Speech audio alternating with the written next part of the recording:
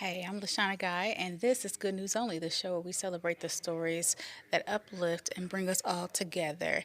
Every weekday morning at 10:30 a.m. and then again at 1 p.m., we are recapping the Good News Only, the feel-good headlines, the community local wins that bring a little more light to your day. And I want to hear from you too. So if something good is happening in your world, a personal victory, a community success, a birthday, or just something that made you smile, send me an email to news25 at week.com. And remember to put Hey Shauna, that's SHAUNA, in the subject line so I know it's for me. I would love to share your good news right here on the show. And we know, as always, today's show is full of good news. I think our stories are mostly centered around, well, I won't say they're centered around. I will say our stories have a common theme of think outside the box, if you will, right? They're all different kinds of good news stories. I think we have, well, I know we have one about a community rallying around a cancer survivor in a unique way, right?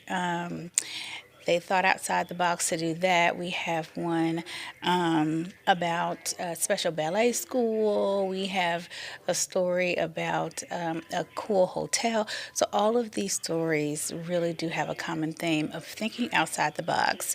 And I thought about that for myself. Like, I don't know that, well, I will say I try to think outside the box often, and for me I always end up in trouble. Like, I think outside the box and then I end up with some elaborate plan that's going to take me centuries to complete, if at all, or that I need tons and tons of hands. And the thing about that is, usually when I like doing stuff by myself, I do. I like doing things by myself.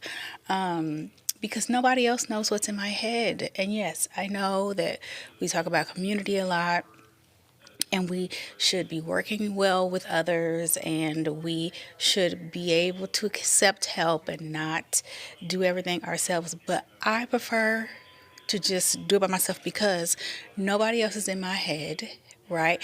So they don't have the vision like I have the vision, and or if they can grasp it, I have to instruct them every step of the way. I don't feel like that.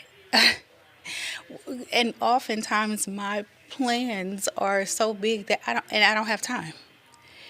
Like, when I think outside the box, usually it gets me into a time crunch, but I will say that I love that adrenaline rush secretly deep down.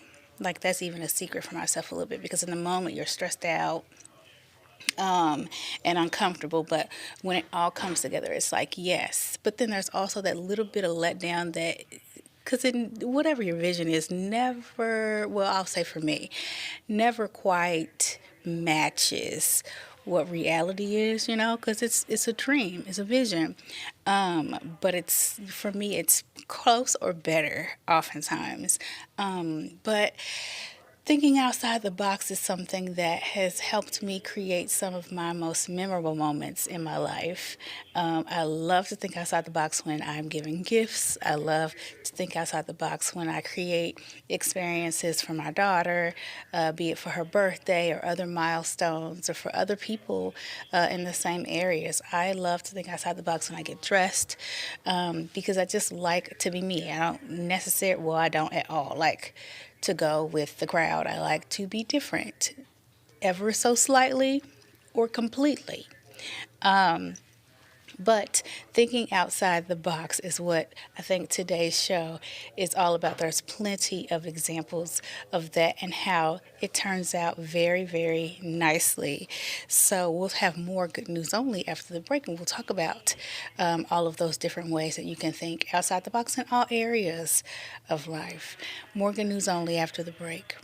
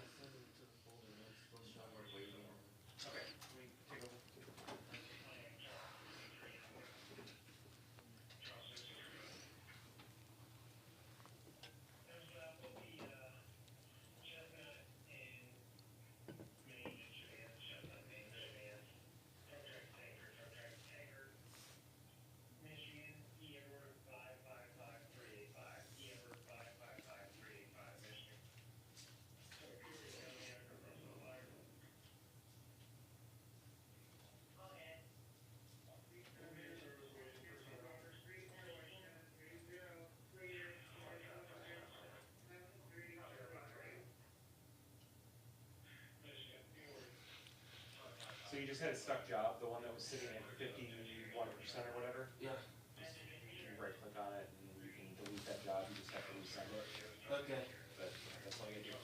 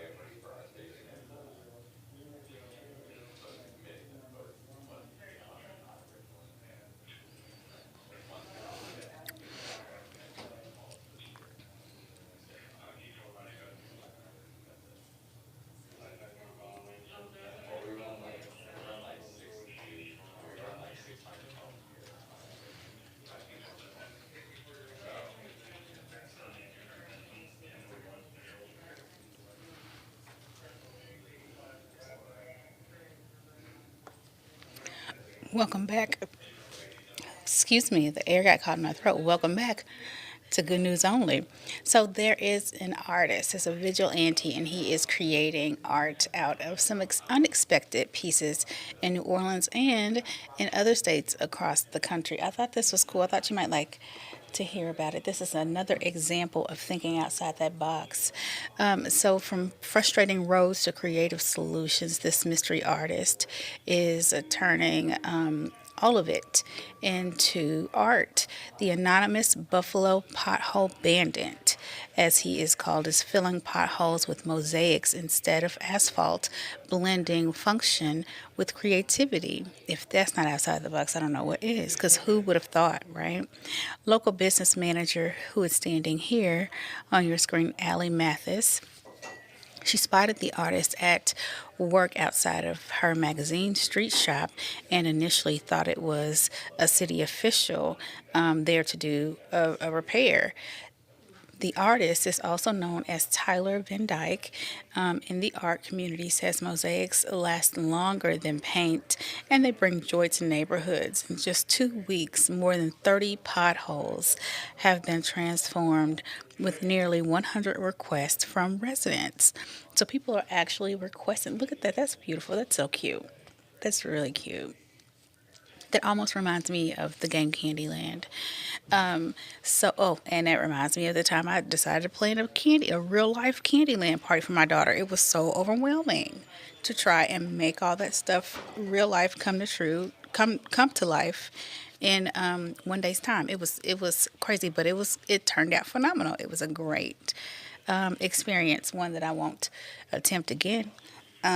But again, another example of thinking outside of the box and creating something wonderful. City officials warn that the work could be considered graffiti. They need to think outside the box. Even as New Orleans struggles to meet its pothole repair goals. So that's not such great news. But the city is saying that they are working, yet struggling, to fill those potholes. In the meantime, what's wrong with spreading a little joy and making people smile? I mean, the residents are actually requesting or making special requests of art that they would like to see and fill these potholes, and it's making them smile. So, what a way to think outside the box to create joy and something useful in our neighborhoods. This person actually travels, his name is Tyler. Van Dyke, he actually travels to other states, other cities in other states, doing the exact same thing. I love it. I think it's a great idea. And I mean, what else are we doing? Why not spread a little joy and do something that makes each of us happy? What a way to put your own creativity to good use. So create from creative fixes on city streets to a rescue that proves sometimes people, not technology, save the day. So this was a tow truck, and he seems like such a nice guy. So this tow truck driver rescued a lost driver. It was a late night delivery, and a wrong turn was taken in the woods led by GPS. You know, I always say there's a certain GPS I don't use because it'll have you somewhere else. And that's what happened in this case. This delivery driver was using their GPS system, and it took them deep into the woods. Now, how far he had to go into the woods before he realized that probably nobody lived out there, I don't know. Or that there were no roads out there, I don't know. I don't judge. It was late night. Maybe he couldn't see. Either way, he went out there, and he was near a place called Belflare, sorry, when he went out, and he was literally stuck, like couldn't move the car. So, tow truck driver Sam Cattle, with nearly 10 years of experience, stepped in to help. He hiked half a mile through dense timberland to get to him. The young driver had followed, like I said, the GPS instructions to an impassable private road and got stuck deep in the mud. Like that, in the daytime, there's no way I would be out back there. But he got there. Cattle found him on foot. I would never be walking, especially in the. He's brave, but they both are. But Cattle found him on foot and guided him safely out and reunited him with his mother free of charge. He says that this is something that he feels like you should just do as a human being. He said it cost him nothing, it's his own time. Yes, it's the company vehicle that he helped to do this with, but it was his own time. And he says that it hurts no one to lend a helping hand. He did go back and help him pull his car out the next day. And he was even remorseful because he scraped the bumper just a bit getting the car out. But he says, all things considered, this was that little scratch was the lesser of all the evils that were possible in this situation. Like there is no way a delivery. Oh no, not out there. And I would not have continued going. But maybe once you get lost in the dark with all of that, you just probably just kind of drive and get turned around in circles and disoriented. I'm so glad he's happy and healthy and out of that situation. Cattle says that helping was simply the right thing to do, and it's just a reminder that human kindness beats GPS mistakes all day. I'm so glad somebody was out there. I cannot imagine being out there feeling like I'm out there alone. So scary. Glad he got out. So from the woods of Washington to the wide open plains of Idaho, where a very unusual hotel is drawing global attention. I thought this was cool. I would stay here. Tell me if you would stay here at a place like this. So this is just outside Boise, and it sits, it sits just outside Boise, and it's one of the most unique stays in America. It's a giant potato turned hotel. Entrepreneur Christy Wolf transformed the former Idaho potato commission display into a fully functional Airbnb. I would stay in something like this. It looks like it's only big enough for one or two people, but I think it's pretty cool. And so do a lot of other people, apparently, because people have come from all over the United States to come and just see it. Not even stay, but to just go and take a look inside. The potato once toured the country promoting Idaho before being retired and gifted to Wolf, because she actually redoes like tiny houses, and then she decorates them, and then she rents those out as Airbnbs. And she's done some other pretty unique things with decorating spaces, and so they gifted it to her. And so she decided to do the same with this. Inside, it It features modern amenities, while a nearby grain silo serves as a luxury bathroom. So she thought of everything. Visitors also get to meet Dolly the cow, which adds a quirky rural feel to the experience. Wolf's father, Frank Wolf, who you see here, says that the attraction blends Idaho history with creativity, and it's almost always fully booked. That is so cool. Again, another way just because who would think to turn that giant potato into an Airbnb, like a space where people could actually come. She even added that electricity because that wasn't there before. So I think that's pretty cool. It's another example of thinking outside that box to create something that, teaches a little bit of history and provides an experience. So it's pretty cool. So, from quirky stays to meaningful support systems helping people rebuild their lives, I loved this idea. I don't think this is one of those things that I don't think we often consider when we talk about the struggles of our homeless communities and populations. It's a program in Salt Lake City, and it's giving people who are experiencing homelessness a safe place to store their belongings. I think we just assume, I think we assume one that they don't have much, don't have anything at all, or that they're just going to have to carry it with them, and sometimes lose those things, which is unfortunate. When you think about the ways that people unfortunately can become homeless, and all of the things that they have in those homes, and what could happen to them.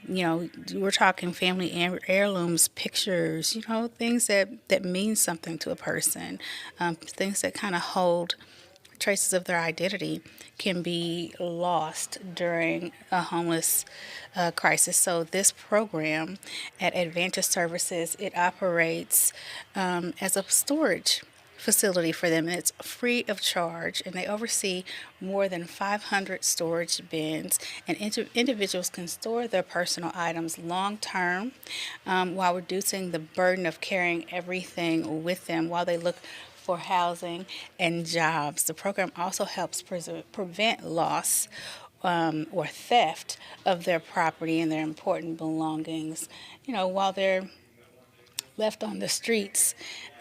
Excuse me. The air is still in my throat. But, their belongings being left on the streets, sometimes, they lose things that way. And it's even more impactful because it employs people who are currently or formerly homeless as well. But that's, again, one of those things I was saying. I was just thinking outside the box about what a person needs and how you can be of service. This seems like such a small thing in comparison to maybe a person not having a safe place to live. But this is a pretty important service. What more good news only after the break?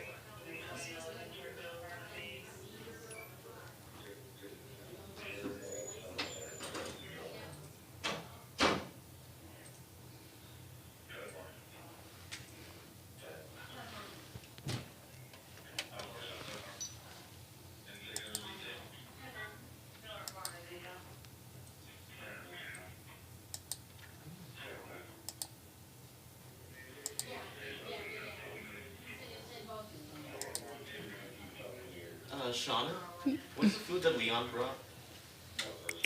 There's pulled pork sandwiches.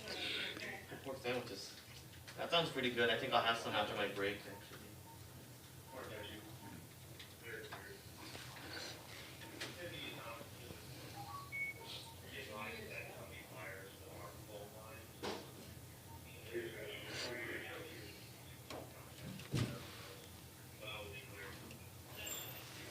Yeah, one time, like when I was some guest. Welcome back to Good News Only.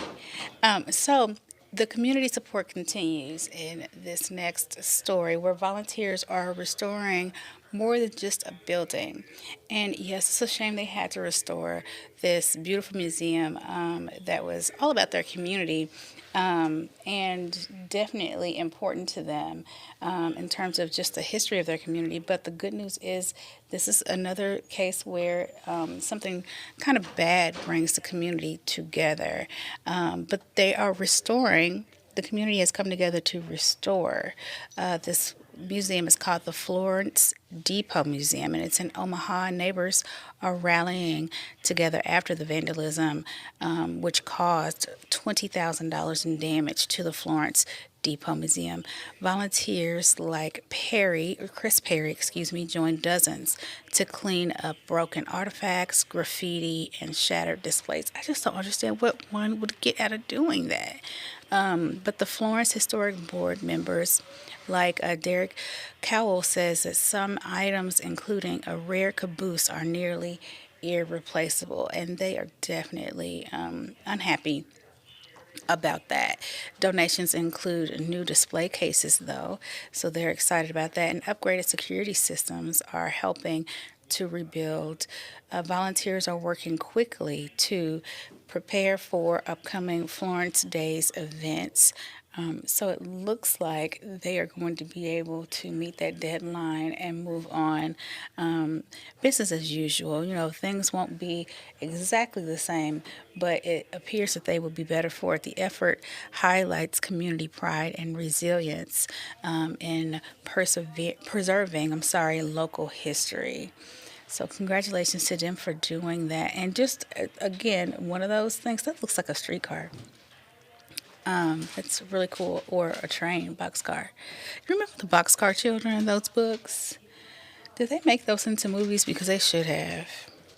And that same spirit of support is being felt in Utah, where a 911 dispatcher is now receiving some help, and a lot of support from said community. Community is rallying around this dispatcher with cancer in West Valley City. The dispatcher is survivor Melissa Garcia, and she's battling stage 3 breast cancer. She's known for helping others in emergencies. Garcia is now being supported by her co-workers and the community. And we'll talk more about that after the break.